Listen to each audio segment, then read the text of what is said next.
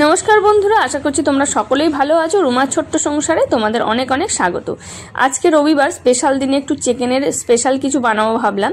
তো চলো আজকে ধনিয়া চিকেন বানাবো আর সেটাই তোমাদের সাথে শেয়ার করব কি করে আমি ধনিয়া চিকেনটা বানালাম। আর এরকম ধনিয়া চিকেন কিন্তু এক থালা গরম ভাতের সাথে খুব সুন্দর লাগবে খেতে। স্পেশাল রবিবারের দিনে কিন্তু এরকম খেতে খুবই ভালো লাগে। চলো।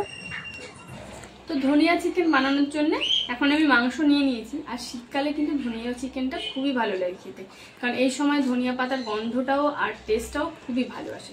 তো এখানে দেখো এই মাংস নিয়ে নিয়েছি আমি। এখানে মাংস 3 পিস লেগ পিস নিয়েছি আর 3টে এমনি মাংস নিয়েছি থাইয়ের দিকটা। তো আগে চিকেনটাকে আমি হালকা হালকা করে চিড়ে নেব যাতে মাংসটা তাড়াতাড়ি সেদ্ধ হয়ে যায়। তো এই যে মাংসগুলো আমি এইভাবে কেটে নিয়েছি। এবার মাংসটাকে ম্যারিনেট করে নেব। একদম অল্প পরিমাণে হলুদ দেব, অল্প হলুদ দিয়ে দেব, অল্প লবণ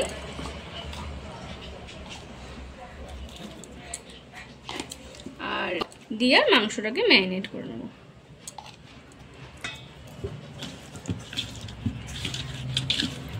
মাংসটা ম্যারিনেট করে রেখে দিয়েছি। এবার মশলাটা করে নেব। আর মশলার জন্য এখানে নিয়ে নিয়েছি আমি আদা, কাঁচা লঙ্কা, টমেটো, রসুন আর এখানে অল্প করে গোটা ধনিয়া আমি ভিজিয়ে রেখেছি। এইগুলো দিয়ে আমি একটা আগে মশলা করে নেব।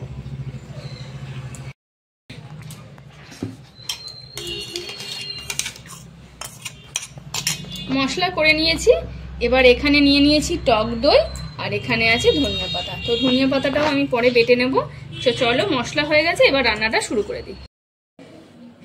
কড়া বসিয়ে দিয়েছি আর এবার দিয়ে দেবো রিফাইন তেল।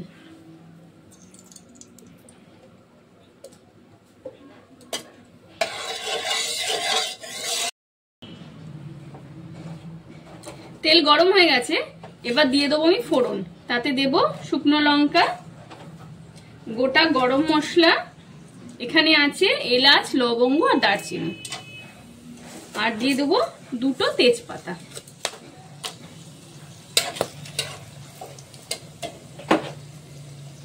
এবার দিয়ে দেবো কুচনো পেঁয়াজ।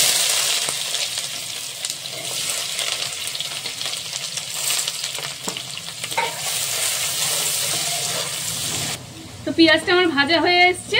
আর এখন আমি গ্যাসের ফ্লেমটা মিডিয়াম করে রেখেছি, কারণ না হলে মশলাটা পুড়ে যাবে। তো এখানে যে মশলাটা করেছিলাম সেটাই দিয়ে দিচ্ছি।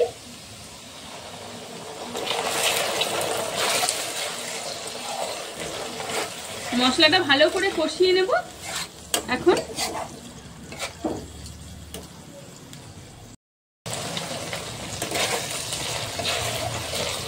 মশলাটা থেকে তেল ছেড়ে এসছে, মশলাটা ভালো করে কষিয়ে নিয়েছি।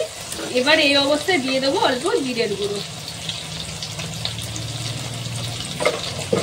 আর দেবো একদম অল্প করে হলুদ দেবো, কারণ না হলে ধনিয়ার কালারটা সবুজ হবে না। একদম অল্প করে হলুদ দিয়ে দিয়েছি, খুব বেশি হলুদ দিইনি। আর কোনো মশলা আমি অ্যাড করব না।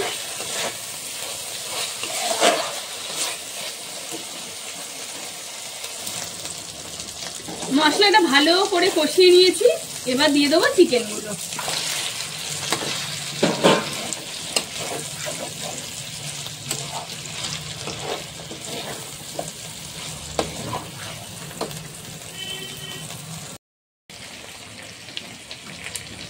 এবার দিয়ে দেব টক দই। টক দইটা আমি ভালো করে ফেটিয়ে নিয়েছি। আর এর মধ্যে দিয়ে দেবো এবার লবণ। পরিমাণ মতো লবণ দেবো, কারণ মাংসে আমি অল্প লবণ দিয়েছিলাম। এখন 1 চামচ লবণ দিয়ে দিলাম।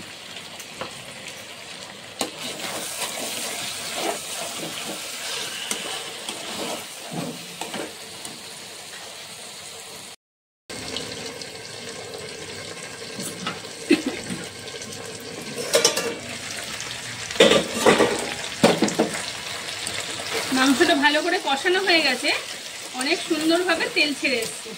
এবার দিয়ে দেবো অল্প জল, খুব বেশি জল দেবো না, কারণ ধনিয়া চিকেন একটু মাখো মাখো হবে। অল্প জল দিয়ে দেবো। এবার এটা ঢেকে রেখে দেবো। আর ততক্ষণ আমরা ধনেপাতাটাও বেটে নেব, মানে মিক্সারে পেস্ট করে নেব।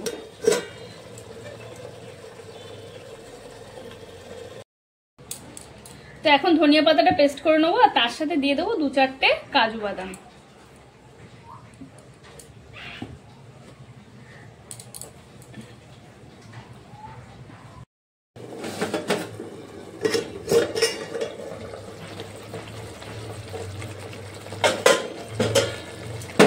মাংসটা খুব সুন্দরভাবে হয়ে এসছে।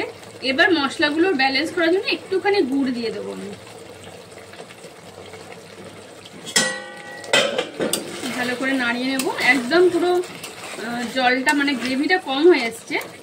আর এবার দিয়ে দেব এই ধনিয়া পাতা পেস্টটা।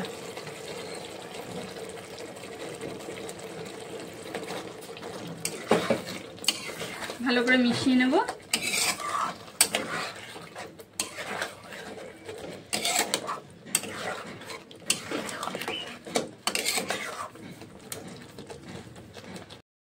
ধনিয়া পাতা পেস্টটা দিয়ে দিয়েছি, এবার কিছুক্ষণ ঢেকে রাখবো। আর কালারটা খুব সুন্দর হয়েছে।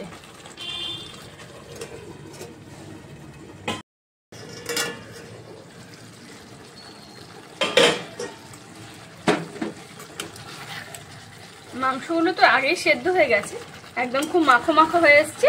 এবার আমি গ্যাসটা বন্ধ করে দেবো। আর পুরো রান্নাটাই কিন্তু আমি মিডিয়াম আঁচে করেছি।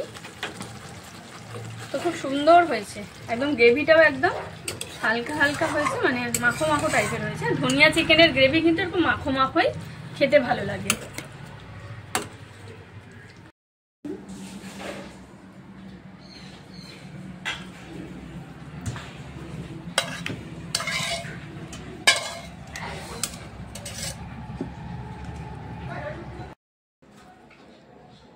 এবারে কয়েকটা পেঁয়াজের টুকরো দিয়ে খুব সুন্দর করে সাজিয়ে নেব। ব্যাস, আমাদের ধনিয়া চিকেন রেডি।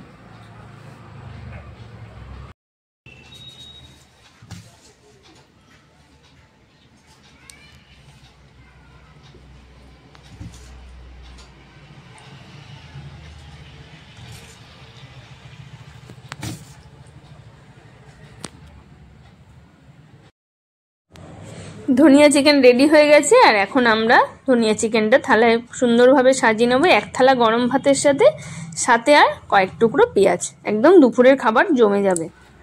তো দুপুরবেলা আজকে যে ধনিয়া চিকেন কেমন হয়েছে? ফাটাফাটি, একদম দুর্ধর্ষ। ভালো হয়েছে খেতে? খুব সুন্দর, ঝাল ঝালও হয়েছে, একটু হালকা ঝাল, খুব সুন্দর। আর শীতকালে কিন্তু ধনিয়া চিকেনের টেস্টটা বেশ ভালো লাগে, তাই না? ধনেপাতার একটা ফ্লেভার দুর্ধর্ষ, মানে বুঝে যাচ্ছে না ধনেপাতা রয়েছে, কিন্তু ফ্লেভারটা দুর্ধর্ষ। শীতকালে তো ধনেপাতার টেস্ট আর গন্ধটাও বেশ সুন্দর হয়।